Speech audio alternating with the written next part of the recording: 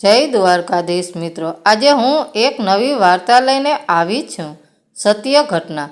તો સાંભળીએ મિત્રો. પરમ પૂજ્ય સંત શ્રી ધાના બાપા ધના ભગતનો ઇતિહાસ. સૌરાષ્ટ્રમાં ભાવનગર જિલ્લાનું ઉમરાળા એક ધોળા ગામ છે અને એ ધોળા ગામની અંદર કાકડિયા હરિભાઈ અને એના પત્ની લાડુબાઈ રહે.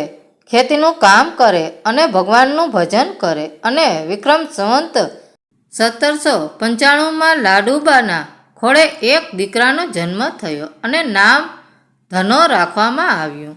પોતાના પિતા પણ ભગવાનના સાચા ભક્ત હતા અને રામજી મંદિરની સેવા પૂજા કરે એવો એનો નિયમ હતો. અને ધના ભગત પણ પિતાની સાથે કાયમ માટે મંદિરે જાય. એમ કરતાં કરતાં ધનો મોટો થાય છે ને ધીરે ધીરે ભક્તિનો રંગ લાગતો જાય છે.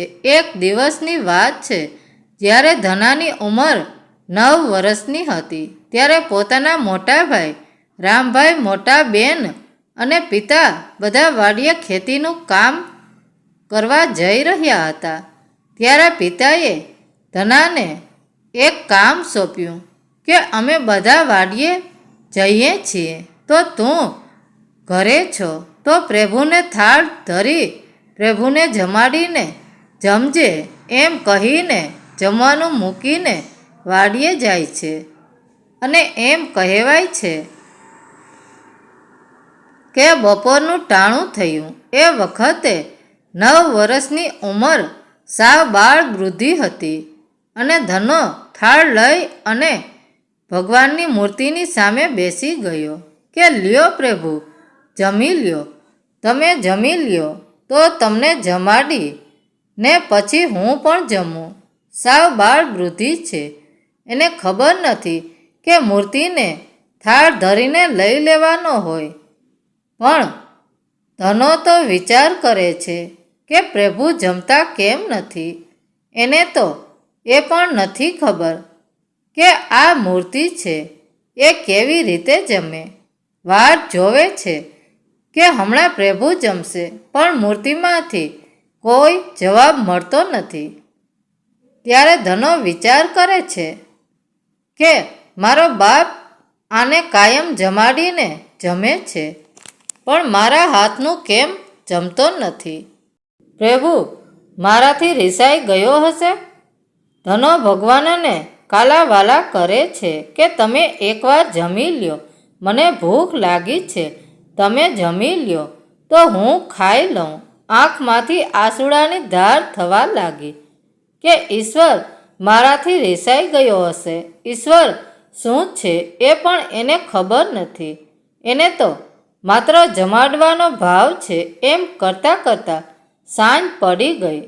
આંખમાં આંસુડાની ધારું થાય છે. પણ જ્યારે માતા પિતાને મોટા ભાઈ રામભાઈ, મોટા બેન બધા ઘરે આવે છે ને જોવે છે કે કેમ ધના રડે છે, શું થયું, ત્યારે ધનો કહેવા લાગ્યો કે જોવો ને, આ પ્રભુ જમતા નથી અને મને પણ બહુ ભૂખ લાગી છે, પણ પ્રભુ જમે તો હું જમું ને. હું જમ્યો જ નથી અને અત્યારે પિતા હરિભાઈ એમ કહે છે કે પ્રભુ થાળ જમે નથી, એને ખાલી ધરવાનો હોય, ચાલ આપણે જમી લઈએ. અને ત્યારે ધનો બાળ હઠ પકડે છે ને કહે છે હવે તો પ્રભુને જમાડીને જ જમીશ. એટલે પિતાને એમ લાગ્યું કે હઠે ભરણો છે, હમણાં ભૂખ લાગશે એટલે જમી લેશે. એમ કહીને ઘરના બધા વ્યક્તિએ જમી લીધું. અને હરિભાઈનો નિયમ હતો કે ચોરે જઈને પૂજા કરે ને ભજન કરે, સત્સંગ કરે. ને ધનાને કીધું કે તું જમી લે તો આપણે મંદિરે જઈએ. પણ ધનો કે ના, તમારે જવું હોય તો જાઓ, પણ હું ભગવાન નહીં જમે ત્યાં સુધી હું નહીં જમું. પિતાને થયું હમણાં ભૂખ લાગશે એટલે જમીને સૂઈ જશે. એમ સમજીને પિતા મંદિરે ગયા ને બધા પૂછે છે કે આજે ધનો કેમ ના આવ્યો. પિતા કહે છે ધનાએ હઠ પકડી છે ને લોકો દાંત કાઢે છે કે ધનો તો ધનો છે હો, પણ કાંઈ વાંધો નહીં, હમણાં જમીને સૂઈ જશે. પણ બન્યું છે એવું કે અહીંયા હજી ધનો જમ્યો નથી, એટલે બધા કહે છે કે ચાલો સમજાવીને સુવડાવી દઈએ. ગામના લોકો આવીને ધનાને સમજાવે છે કે ભગવાનને થાળ ધરીને જમી લેવાનું હોય. ધના ભગવાન જમવા ન આવે, પણ ધનો કહે છે ના, હું તો ભગવાન જમે પછી જ જમીશ એવી હઠમાં ઓરડામાં બેઠો છે. ને બહાર બધા માતા પિતાને ગામના લોકો સત્સંગની વાતો કરે છે. અને એ જ સમયે એક ઘટના બની છે કે ઓરડામાંથી એક પ્રકાશ ફેલાયો. એમ કહેવાય છે કે અખિલ બ્રહ્માંડનો માલિક પોતે આવ્યો હોય, મૂર્તિમાંથી પ્રગટ થયો. ને ધનાને ખબર પડી ગઈ કે હવે આ મૂર્તિ ઊભી થઈ છે, હવે આને ભૂખ લાગે છે. એટલે પોતાની થાળીમાં એક રોટલો હતો એ થાળી આગળ ધરી, અને એમ કહેવાય છે કે મૂર્તિમાંથી હાથ લાંબા કરીને જે થાળીમાં રોટલો હતો એ એક પછી એક બટકું કાળિયો ઠાકર જમવા માંડ્યો. પણ ધનાને કયા ખબર છે કે આ જ પરબ્રહ્મ પરમાત્મા છે, આને પામી જવાય. પણ ધનાનો ભોળો ભાવ જોઈને ભગવાન એનો રોટલો જમવા માંડ્યા. પણ અડધો રોટલો જ ભગવાને ખાધો. એટલે ધનાઈએ ભગવાનને કીધું કે બસ હવે ઘરના બધાએ જમી લીધું છે, મારા માટે કંઈ બીજું રાખ્યું નથી હોય. આ રોટલો એક જ છે ને મારે જમવાનું બાકી છે, ને મને બહુ ભૂખ લાગી છે. એમ કહીને ભગવાન પાસેથી રોટલો લઈ લીધો ને ધનો પોતે જમવા માંડ્યો. શું આની ભક્તિની તાકાત હશે? આના ભોળપણને જોઈને ભગવાન જમવા આવ્યો. આ વાતની ખબર આખા ધોળાને થઈ હો. જો કે ધના ભગતના કામ ભગવાન ઘણી વાર કરવા આવ્યા છે, પણ એમાંની એક વાત મારે તમને કહેવી છે. એક વખતની વાત છે, બરોબર. એમ કહેવાય છે કે વાવણીનું ટાણું અને ગામના દરેક ખેડૂતો પોતપોતાના ઘરમાં જે કાંઈ પણ દાણા હોય તે વાવવા જતા હતા. અને એ વખતે રામભાઈ એ પણ ઘરમાંથી થોડું ઘણું બિયારણ નીકળ્યું હતું, ને ઘરમાં ખાવાના દાણા હતા તે પણ એમાં ભેળવીને ધના ભગતને આપીને કહ્યું, જા ધના, વાવી દેજે. ધના ભગત નાની એક થેલીમાં બિયારણ અને બળદગાડું લઈ અને વાવવા જવા નીકળ્યા. પણ રસ્તામાં એક સાધુની મંડળી સામી મળી ને ધના ભગતે ગાડું ઊભું રાખ્યું ને સાધુને પ્રણામ કર્યા. પણ સાધુ ઓળખી ગયા કે આ તો કોઈ ઓલિયો આવતરી પુરુષ જ હોય. સાધુ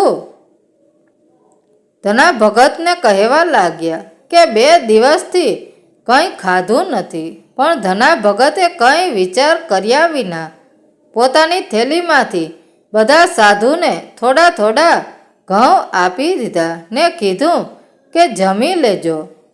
પછી ધના ભગતને વિચાર આવ્યો કે જેટલા ઘરમાં દાણા હતા એ હું વાવવા જતો હતો, પણ એ તો મેં સંતોને આપી દીધા. હવે બીજા કોઈ પાસે બિયારણ મગાય નહીં. અને 2 વર્ષ તો નબળા થયા હતા, એટલે કોઈની પાસે બીજું બિયારણ હોય ક્યાંથી? પણ હવે કરવું શું? પ્રભુની માળા જપતા જપતા ગાડું ખેતર લઈ જાય છે, પણ નળિયા નામનું નેરું આવ્યું. તેમાં રહેતી હતી, પણ પોતાની પાસે જે ખાલી થેલી હતી એમાં રેતી ભરી અને વાડિયા આવ્યા.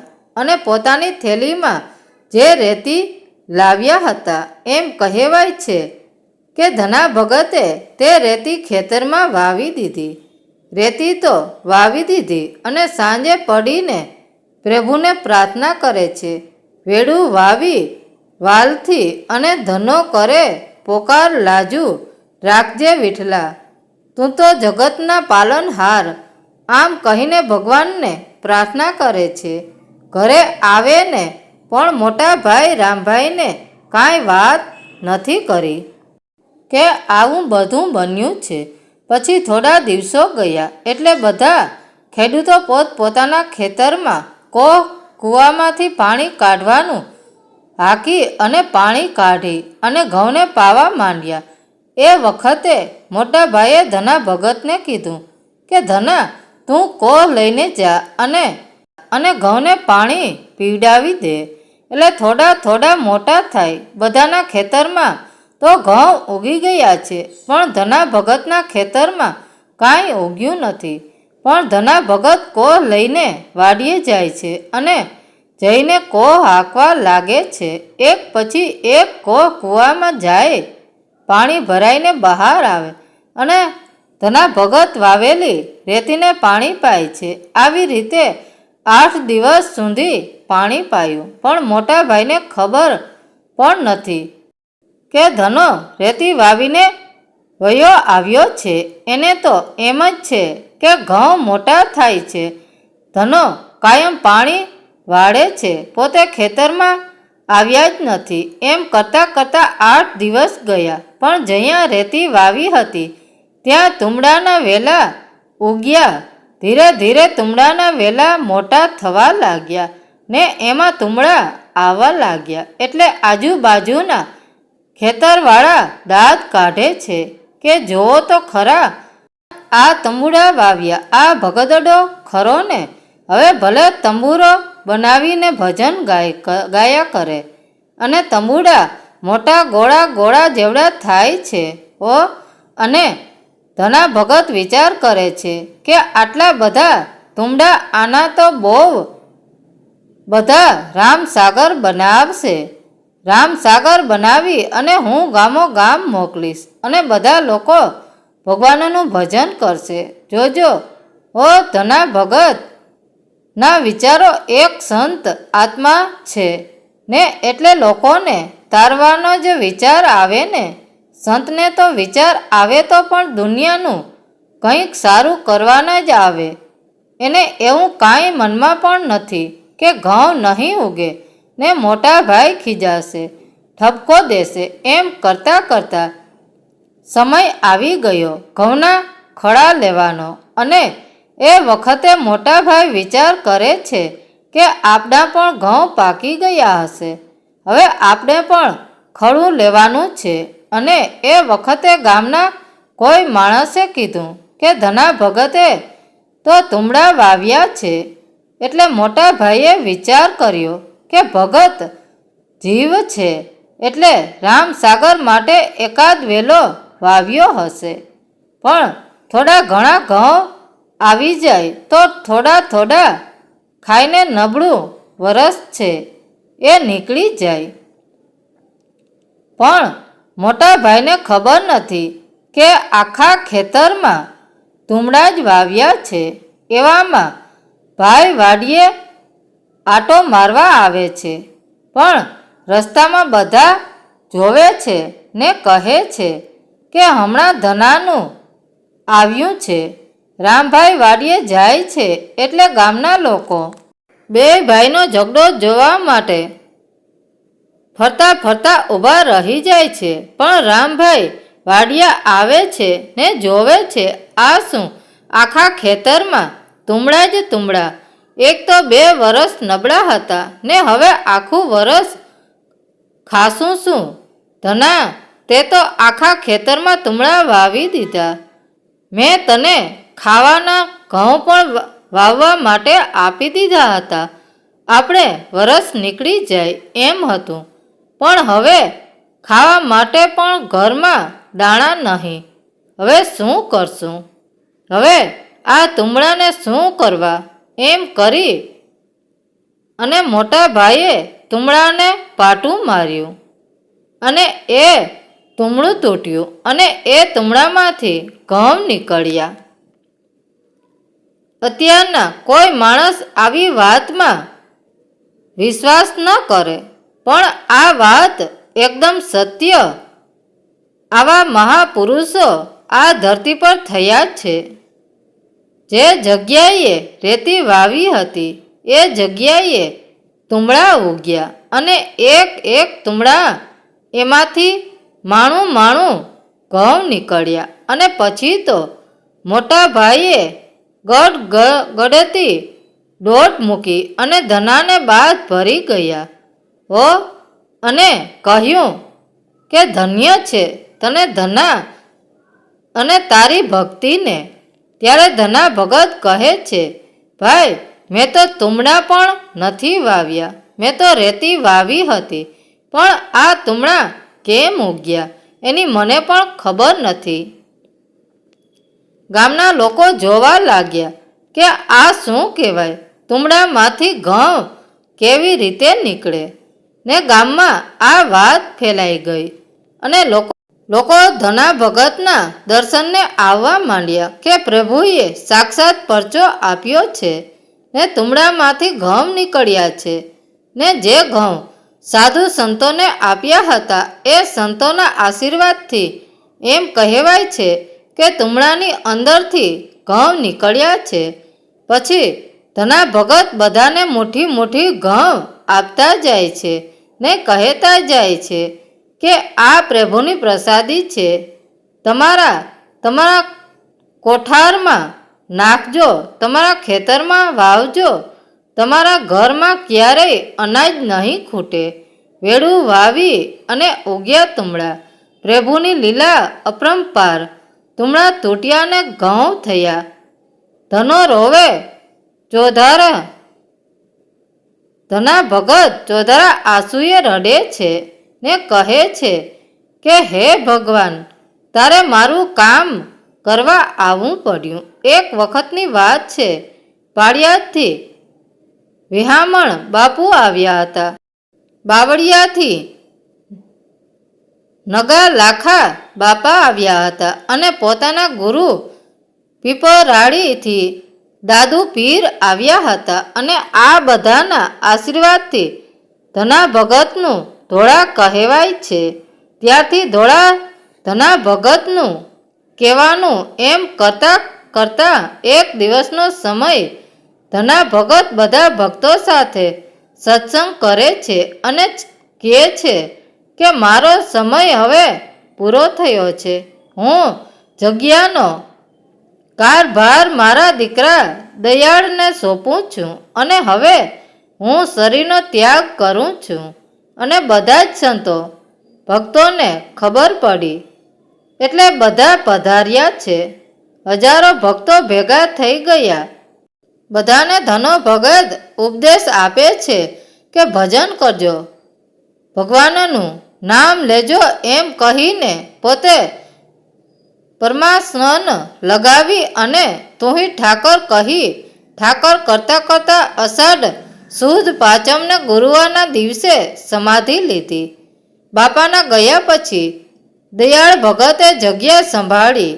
પછી દયાળ ભગતને દીકરો નહોતો એટલે પોતાના ભાણેજ બાંડી રોયલ ગામેથી ધમેલિયા પરિવારના કાળા ભગતે જગ્યાને સંભાળી. કાળા ભગત પછી ગોપાળ ભગતે જગ્યા સંભાળી. ગોપાળ ભગત પછી જાદવ ભગતે જગ્યા સંભાળી. જાદવ ભગત પછી ભગવાન ભગતે જગ્યા સંભાળી. જાદવ ભગત પછી પરસોત્તમ ભગતે જગ્યા સંભાળી અને એના પછી હાલમાં બાબુ રામ ભગત જગ્યા સંભાળે છે.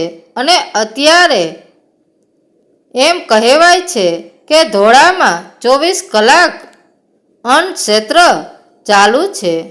ગમે ત્યારે ધોળા જજો અને આવા મહાન પરમ પૂજ્ય સંત શ્રી ધના બાપા ધના ભગતના દર્શન કરજો. ધન્ય ધરા ધોળા તણી. મિત્રો, એક સત્ય ઘટના છે. મિત્રો, વાર્તા કેવી લાગી તે કોમેન્ટ કરીને જરૂર જણાવજો. ધન્યવાદ મિત્રો. રાધે રાધે.